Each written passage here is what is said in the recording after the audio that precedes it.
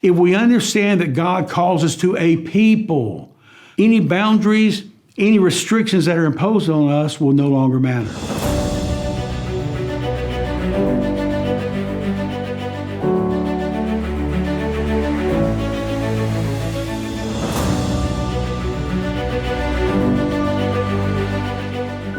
Welcome to episode 51.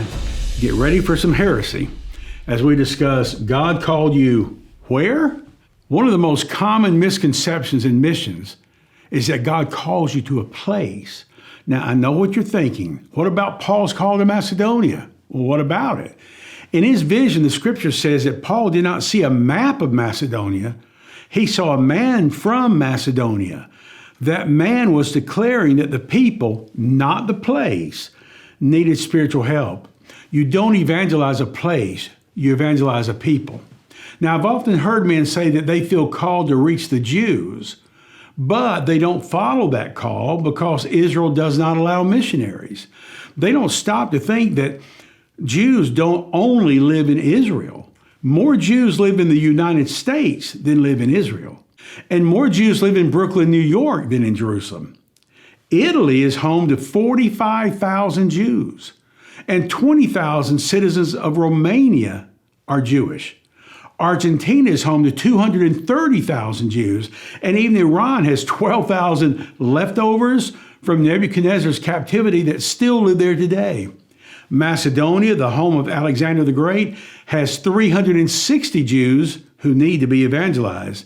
In reality, over 20 million Jews are living in over 100 countries. If God indeed called you to the land of Israel, whose geographical boundaries continue to shift, you'll have to go as a tent maker or a businessman. And what is wrong with that? That's what the Apostle Paul did throughout his entire career. Still, if God called you to reach the Jewish people, you can spin the globe and go to over half of the world's countries to reach them. Even Bahrain on the Arabian Peninsula has 36. Now we're talking about seeking the lost sheep. India is also closed to missionaries, but more than 1 million Indians live in South Africa, England, and Canada, and more than 3 million Indians live in the United States. In fact, there are 29 countries that have Indian populations of over 120,000. Probably dozens of Indians live within 20 miles of your home, and they speak English. So what are you waiting for? Do you feel called to Mexico? More than 36 million full or partial Mexicans live in the United States, and that's an old statistic. Why not prove your call by using a translator or by learning the language and starting a Latino church here before moving there? After all, if you can't do it here, why do you think you'll be able to do it there? Let me give you another example. I know a missionary couple who, maybe a decade or so ago, went to Panama as missionaries. They did their deputation. They went there. They learned the language. They started, I think, 2 churches in their 4 years there. But Panama works under a system that's called the European model. That's because so many European countries have adopted this method of missionaries. And here's how it works.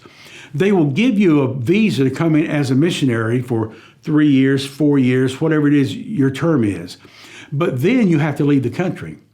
We said, no problem. You got to go home for furlough anyway. No. You don't understand. You have to leave the country. Then you have to reapply to come back. But you have to wait a time period. What is that time period? Well, if you were there for 4 years, when you leave, you have to wait 4 years before you can come back. If you were there for 3 years, you have to wait 3 years before you can come back.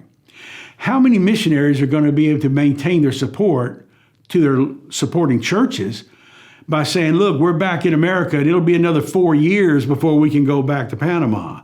Their churches are going to drop them right and left. Not only did the missionaries have to leave, but they had to go back to their home country. The problem that this particular family has is that one of them was born in America and one of them was born in another country. So their husband and wife team would literally have to divide for 4 years and then come back together and reapply to go back to that country. So they did what they felt was the logical thing.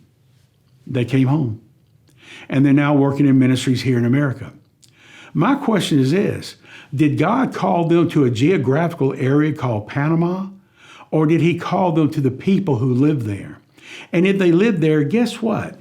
The same people live just north of Panama and Costa Rica, and they also live just south of Panama and Colombia.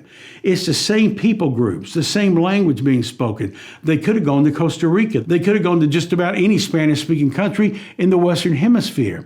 But because they'd been indoctrinated by believing that God calls you to a place, not to a people, when that place had the doors closed, they came home. If we understand that God calls us to a people, any boundaries, any restrictions that are imposed on us will no longer matter.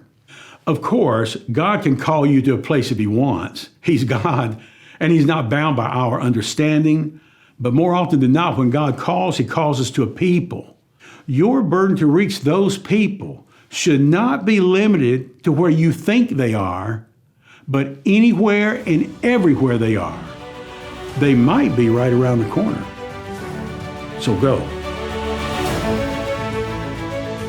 Why do you think that missionaries tend to say they are called to a place rather than a people? The only answer I know is tradition, which is how we have been taught.